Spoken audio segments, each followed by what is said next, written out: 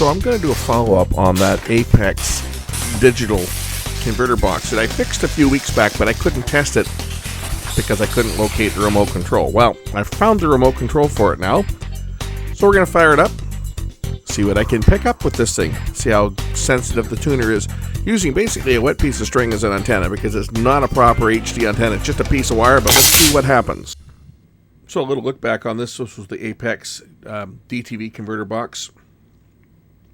We had a power supply failure on this one. There's a big hole in the middle of the MOSFET control IC.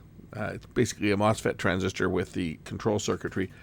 It's got a big hole blown in it, so we don't really know what the number of it is. I had a little wall wart, little switching power supply that had the same type of IC with the same pin out, so I had a feeling that it probably was going to be the same, or at least compatible. So we're going to pop the IC out from this little wall wart, which actually had other problems, but the IC was okay. This one had a regulation problem on it. Change out the defective IC. You notice that capacitor there itself, it actually is bulging a bit, and that's the root cause to why this failed. That input filter cap went open.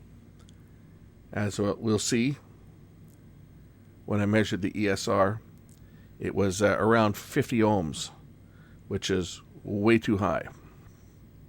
So put the new IC in, solder it in place, and then we're going to change that input filter. And that should get this unit, well, that will get the unit working because we already know. We saw that in the previous video. But I wasn't able to test it because since the last time that this unit had been used, all the TV stations had realigned their frequencies due to losing the 600 and 700 megahertz spectrum to make way for 5G cellular. So all the stations had changed their frequencies, and I wasn't able to scan it because I didn't have the remote, but now I do. So I found the remote control. It's a little follow-up for this Apex digital converter box. I found a remote control, so let's see what channels this thing scans in from just an antenna that's outside. It's not even pointing. It's just a small little antenna I made that's not even pointing to the stations. It's just a little omnidirectional. Let's just see what this will pull in from this rooftop antenna. So we're going to go through the setup here, just the factory setup. No, we're not going to be Hawaii. We're going to take Pacific time. Yeah, we're still on daylight saving time here, so that's good. Okay, and let's scan the channels.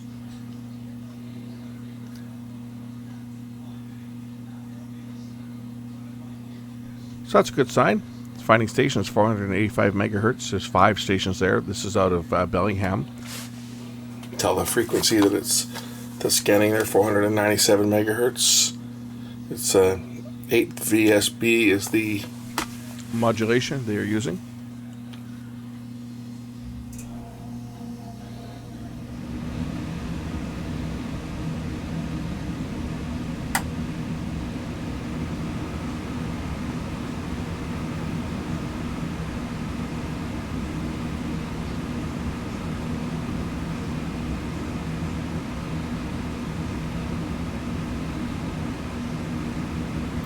This is not my normal directional antenna. I have a directional antenna that's pointed towards the Vancouver stations.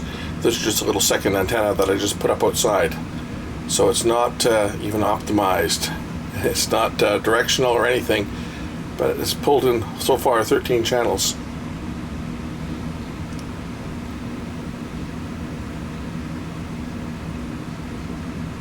I think that's probably all it's going to get because we're getting up to the 600 megahertz band now, which of course is been removed from the TV service. Same with the 700, as it's now reserved for the 5G cellular band.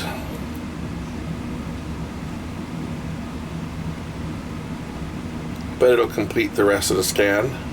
I'm going to correct this before somebody else corrects me. 5G does not mean 5 gigahertz as in your home Wi-Fi. It's 5th generation. So for the cellular systems, 5G uses frequencies 600, 700, 850, 1700, 1900, 2100, and 2500 and 3400 megahertz. So those are the frequencies that are used by the 5G network, and it can use all of them at the same time. That's where they get the speed from. It's going to go right through about 800 megahertz. Right to where the old cellular band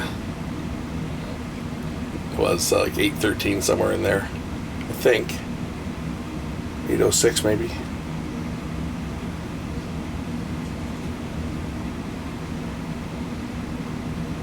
.803. So there we go. System's configured. And press OK to exit and watch TV. And it should turn on now. And where are we here? Has to search for the signal. And there we go. Excuse me.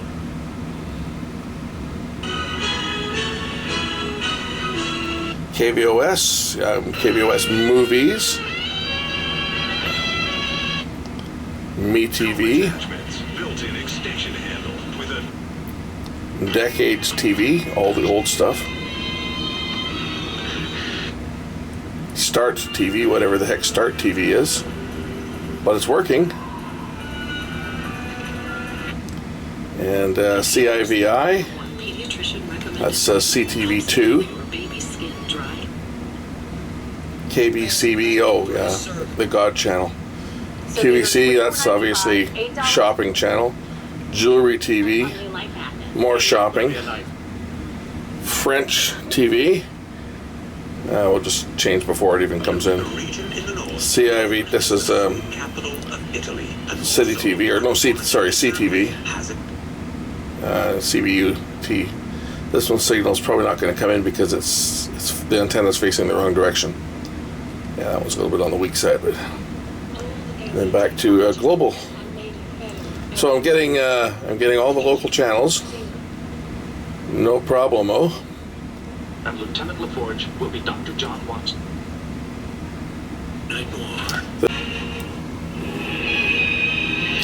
Some interesting stuff that I mean, I can get this on my digital TVs, but this way I can send it through the house. These are standard definition. I can send it through the house on one of my modulator channels, and then I can pick it up on any of the TVs. And the reason I've put it on this antenna is this station, these ones, the KVOS channels, they're actually a different direction, so I may use this just to pick up these channels. Some of these channels, like one of these channels is on our cable system, the Me TV. This one here, this one's on our cable, like our cable TV channels has got that one. But the other mucks, like this one here, that runs all the Star Trek stuff, movies, not on our cable, and the